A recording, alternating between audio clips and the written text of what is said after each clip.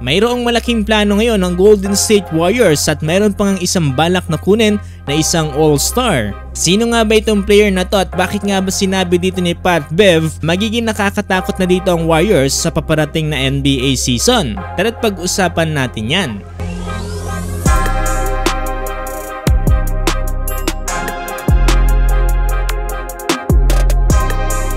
Matapos ngang maaga malaglag dito ng Golden State Warriors itong nakarang NBA playoffs, tila nga ba unti-unti na silang gumagawa ng paraan ngayong off-season para nga mapalakas ang kanilang franchise. Ayun kasi mismo dito sa NBA insider na si Mark Stein ay mukhang ipipilit nga dito ni Paul George ang kanyang kontrata para sa Clippers na nagkakahalaga ng $48.8 million.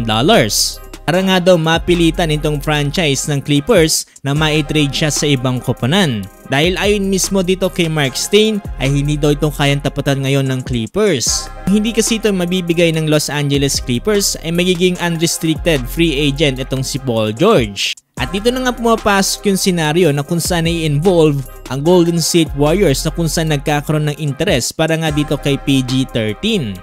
Pero para nga maisakatuparan ito ng Golden State Warriors ay kinakailangan nilang i-trade itong si Chris Paul para nga mailand itong si Paul George. Ano ba naman kasi medyo malaki-laki rin kasi ang binabayaran nila dito para kay CP3 na kung saan nagkakahalaga ng $30 million sa kanyang base salary.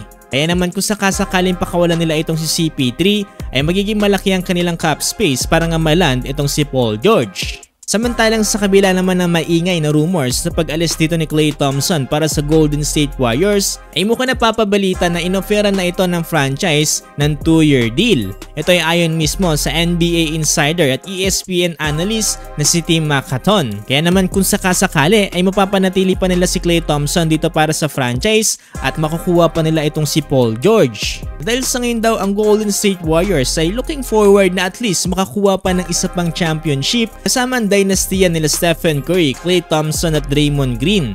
Magiging magandang addition din itong si Paul George bilang isang wing player alongside dito nga kay Stephen Curry. Hopefully maging okay na ulit itong si Klay Thompson at bumalik na nga ulit ang kanyang magandang shooting. Bumalik na nga ulit ang Splash Brothers. Kung edad naman ng pag-uusapan ay meron pang ibubuga itong si Paul George sa edad na 34 years old.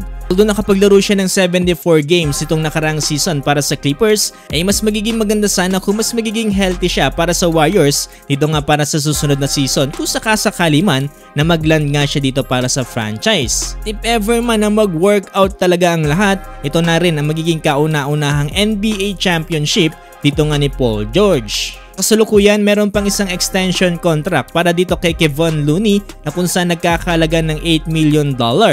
Tatapos ang kanyang kontrata sa 2024-2025 NBA season.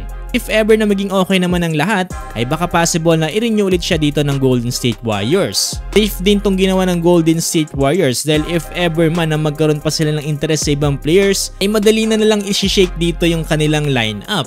So yun, ano masasabi nyo dito sa possible na pagkuha ng Golden State Warriors kay Paul George? Ngayon ba kayo dito ay may nakikita pa kayong ibang player na dapat kunin dito ng franchise?